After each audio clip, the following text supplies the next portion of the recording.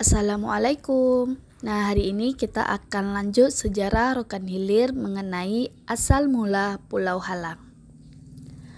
Tersebutlah sebuah cerita tentang satu keluarga miskin yang tinggal di Pekaitan. Mereka merupakan sepasang laki bini dan seorang laki-laki yang bernama Kantan. Hidup mereka sehari-hari bergantung pada kayu api dan rotan untuk dijual sebagai pembeli bahan makanan. Ketika itu, si Kantan berumur kira-kira 16 tahun dan gagah berani dan pintar pula. Pada suatu malam, sang ibu bermimpi didatangi oleh seorang syekh berjenggot putih dan panjang. Syekh itu memberitahukan kepada si ibu Kantan dalam mimpinya bahwa dalam hutan tempat mereka mencari kayu dan rotan ada serumpun rotan sebambu, yang di dalamnya ada rebung sebambu. Rebung sebambu ini kalau dijual akan menjadi kaya raya, karena harganya sangat mahal. Mereka pagi-pagi pergilah ke tempat itu dan ambil rebung sebambu itu dan dibungkus dengan kain kuning, dibawa pulang. Sekali lagi diulang Syekh itu, kalau dijual kalian akan jadi orang kaya besar. Sesudah itu Syekh itu hilang. Si ibu sehabis mimpi ia terbangun dari tidurnya, terus ingat sekali akan mimpinya tadi. Setelahnya di pagi hari, lalu dibangunkannya suami dan diceritakannya akan mimpinya itu. Suami istri sepakat untuk segera ke hutan tempat rebung sebambu itu berada. Keduanya segera berangkat menuju tempat rebung itu. Beberapa jam kemudian, ia pun nampak rebung sebambu itu bercahaya dan segera diambil oleh sang ibu dan dibungkus dengan kain kuning. Keesokan harinya, sang bapak dan sang ibu memanggil anaknya Kantan. Kantan disuruh berlayar dengan menumpang tongkang yang membawa atap nipah ke Pulau Pinang. Oleh anaknya disanggupi. Kata anaknya, karena hidup kita yang melarat ini lebih baik aku merantau ke negeri orang, siapa tahu nanti ada nasib baik di sana. Kita bisa hidup senang, jawab si Kantan setelah ibunya menyampaikan maksudnya. Lantas si ibu menjelaskan lagi, maksud ibu dan juga bapakmu agar kamu Kantan pergi belayar ke Pulau Pinang, menumpang tongkang dan membawa rebung sebambu ini untuk dijual kepada toke Cina. Kemudian kata ibunya, sesudah kau jual segera kau pulang. Kami sudah tua-tua, engkaulah harapan kami.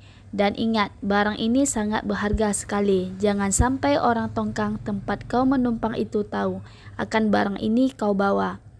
Dan besok pagi pergilah bertemu dengan orang tongkang yang akan bertolak ke Pulau Pinang itu, menumpanglah padanya. Baiklah ibu, jawab si Kantan, saya akan menurut saja perintah ibu dan ayah. Pada keesokan harinya, si Kantan pergi bertemu dengan orang tongkang membawa atap nipah ke Pulau Pinang. Setelah ia menceritakan halnya, orang tongkang pun maklum. Katanya, besok kita belayar. Pagi-pagi engkau sudah berada di sini. Pada besok paginya, nampaklah 3 orang beriringan berjalan menuju ke pelabuhan Pekaitan, tempat si Kantan akan berlayar. Dia diantar oleh bapak dan ibunya. Sesampainya di tongkang, ibu dan bapak si Kantan memberikan pesan petaruh pada anak tongkang agar anaknya dijaga baik-baik dan dibekali dengan sebungkus nasi pais dedak panggang keluang. Beberapa saat kemudian, angin pun berembus dari selatan dengan baiknya dan layar tongkang sudah dikembangkan oleh anak tongkang dengan dibantu oleh si Kantan. Sebelum bertolak, si Kantan sibuk mengemaskan barangnya ke dalam selah atap nipah supaya jangan diketahui oleh anak tongkang. Di samping itu, Kantan juga sibuk pula menarik tali bakal layar dan memegang ambangnya. Setelah selesai semuanya, maka tongkang pun diarahkan ke laut menuju utara. Sang ibu dan bapak si Kantan hanya melambai-lambaikan tangan dari jauh sambil berseru, baik-baik di negeri orang nak. Lama-kelamaan tongkang hilang dari pandangannya sambil menghapus air mata dan bermohon kepada Tuhan semesta alam agar anaknya diberi selamat pergi dan pulang. Beberapa saat sampailah si ibu dan si ayah di rumahnya dengan merasa lesu sedikit karena bercerai dengan anak tunggal yang disayanginya. Beberapa lamanya kemudian masa beralih musim beredar si Kantan sampailah ke Pulau Pinang setelah tongkang ditambatnya sebelum atap dijual oleh yang membawa si Kantan naik ke darat membawa bungkusan rebungnya tanpa diketahui oleh teman-temannya di tongkang. Sesampainya di darat, ia masuk pada suatu toko besar di Pulau Pinang dan menjual rebung tersebut kepada yang punya toko dengan harga 5 laksa ringgit tongkat. Oleh si toke, si Kantan dinasihatinya agar duitnya dijaga baik-baik dan jangan sampai dirampok orang. Setelah uang diterima si Kantan, ia menyewa tempat pada suatu jalan lengkap dengan alat-alat perabot rumah tangga dan pelayan, serta babu untuk memasak makanan. Memang si Kantan ini sejak kecil ia tergolong seorang anak yang cerdik dan pintar. Justru itu ia sampai di Pulau Pinang dengan kekayaan yang ada di tangannya itu tidaklah ia kaget. Tentang orang tongkang yang tumpangi si Kantan ditunggu dan dicari ke darat tiada bertemu. Maka tongkang bertolak kembali ke Pekaitan. Beberapa hari dalam perjalanan mengarungi Selat Malaka. Sampailah tongkang ke Pekaitan dengan selamat. Setelah berlabuh dan merapat ke tepi, maka dilihat oleh orang tongkang, ibu dan bapa si Kantan menunggu di tepi dengan seketika itu juga menanyakan anaknya si Kantan, karena tidak ada dilihatnya di dalam tongkang. Dijawab oleh orang-orang tongkang bahwa si Kantan setelah naik di Pulau Pinang dengan membawa bungkusannya tidak turun-turun lagi dan kami cari di darat di Pulau Pinang tetapi tidak berjumpa. Oleh karena itu kami terpaksa kembali setelah berusaha mencarinya. Setelah si ibu dan si ayah mendapat berita anaknya tidak pulang bersama-sama dengan tongkang, kedua-duanya terdiam sejurus sambil berpandangan satu sama lainnya. Mereka pun pulanglah ke rumahnya ke Pekaitan, dan ia berkata dengan sesamanya bahwa pada suatu hari nanti anaknya akan kembali juga kepada ibunya. Bak pepatah, setinggi-tinggi bangau terbang surutnya ke kubangan jua. Setelah beberapa bulan si Kantan berada di Pulau Pinang, terpikir dalam hatinya hendak berumah tangga. Dicarinya seorang gadis yang cocok dengannya. Pada suatu hari ia berjalan-jalan di toko dan pada suatu toko besar ia berjumpa dengan seorang perempuan cantik. Kulitnya putih kuning, rambutnya keriting, orangnya tinggi semampai, dan biji matanya belau. Lantas ditegur oleh si Kantan tentang tujuan nona itu. Tidak kemana-mana tuan, hanya melihat-lihat barang-barang di toko ini saja, kata si gadis. Oh begitu, kata si Kantan. Samalah dengan saya, tak punya tujuan tertentu hari ini. Kalau nona mau, mari kita berjalan sepanjang jalan di pantai Pulau Pinang ini. Setelah sepakat, keduanya bergandengan tangan sambil bercakap-cakap. Ternyata si nona bernama Maria, peranakan Portugis beragama Nasrani, ibunya Cina. Selama dalam perjalanan itu, mereka telah dapat mengikat hati antar sesama dan telah membuat suatu perjanjian untuk menikah.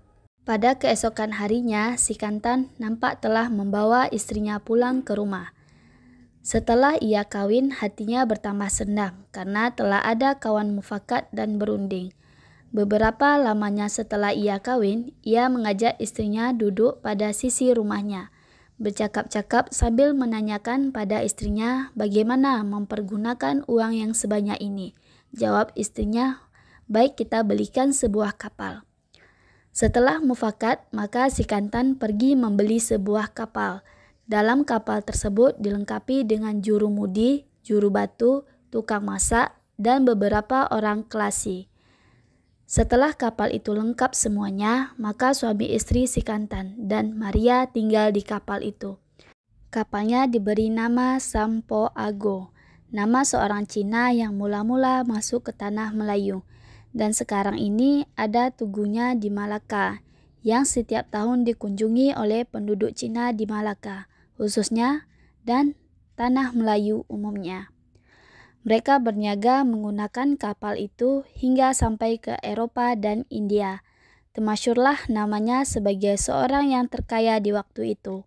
Pada waktu itu tidak mudah seorang saudagar bangsa Melayu memiliki sebuah kapal yang begitu besarnya. Lama-kelamaan si Kantan menjadi kaya raya. Si Kantan pun dipanggilnya orang dengan nama Sampo Ago, nama kapalnya. Demikianlah beberapa tahun lamanya si Kantan bersama istrinya Maria di dalam kapal, berlayar berniaga sampai ke benua Eropa dan benua Cina, sehingga ia terkenal sebagai seorang yang kaya raya dan mempunyai harta yang banyak di Pulau Pinang. Pada suatu hari, istri si Kantan bertanya negeri asal, bertanya nama ibu dan nama bapaknya, apakah mereka masih hidup atau sudah meninggal. Pertanyaan ini lama juga baru dijawab oleh si Kantan. Karena malunya punya ibu bapak yang miskin, karena didesak juga oleh istrinya Maria, maka ia menceritakan bahwa ibu bapaknya seorang kaya raya yang tinggal di negeri Rokan. Berkaitan nama negerinya, dijelaslah lagi oleh si Kantan bahwa kekayaan kita ini berasal dari orang tua saya yang mereka masih hidup sekarang. Si istri mendesak agar pergi belayar ke tempat orang tua. Tidak patut rasanya Adinda kawin dengan Kanda tidak dipertemukan dengan mereka. Desakan ini diterima oleh si Kantan dengan sebaiknya. Karenanya, beberapa lamanya kapal Sampo Ago bertolak dari Pulau Pinang menuju Pekaitan.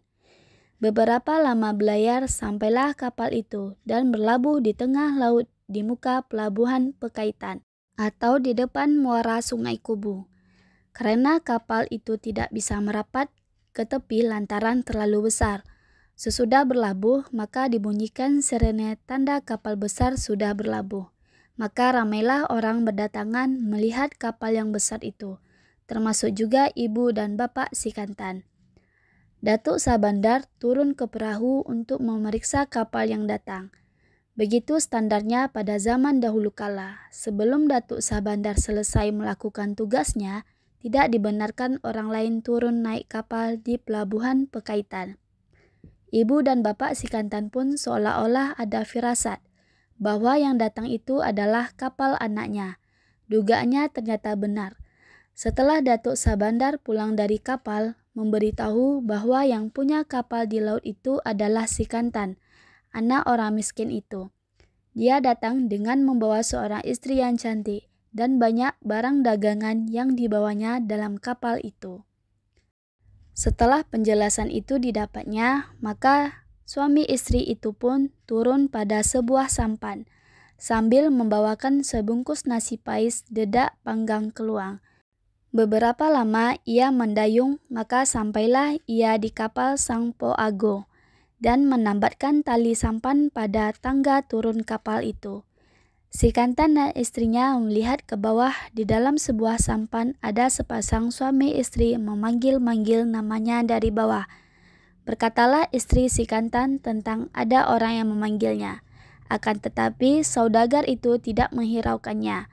Sejurus kemudian si ibu dan si bapak memanggil juga. Hai Kantan, lupakah engkau akan ibu yang melahirkan dan menyusukan air susuku untuk membesarkan engkau? Sekarang engkau lupa akan kami. Berkatalah istri si Kantan lagi, hai abang, jangan abang buat seperti ini, itu tidak baik. Kalau benar itu ibu dan bapak abang, akuilah, karena kalau tidak, abang akan durhaka. Sebegitu istri si Kantan merayu, tetapi tidak juga diperdulikan oleh si Kantan. Ibunya sudah mulai naik tangga untuk ke atas kapal. Kata istrinya lagi, bang, lekaslah ke bawah, jemputlah mereka. Karena ia sudah rindu. Lantas si Kantan menjawab lagi, itu bukan ibu bapakku, itu adalah orang miskin di sini. Ibu bapakku orang kaya, tak mungkin ia seperti itu. Sedangkan si ibu tidak henti-hentinya memanggil nama si Kantan. Istrinya mendesak terus agar mengakui ibunya. Si Kantan bersikeras juga, hatinya tidak mau mengaku. Sejenak kemudian si ibu naik tangga kapal menuju di atas, sedangkan si bapak tinggal di sampan. Setibanya di depan pintu masuk di atas kapal Palka, di kapal mulai si ibu Kantan menangis-nangis, hendak meraba anaknya, sambil berkata, mengapa engkau Kantan sampai lupa dengan ibumu ini? Tidaklah kau ingat dulu kita sama-sama miskin di Pekaitan ini, dan harta kekayaanmu ini berasal dari aku. Jawab si Kantan, Aku tak kenal engkau dan engkau bukan ibuku. Ibuku orang kaya di sini. Sebentar lagi ia datang menemui aku."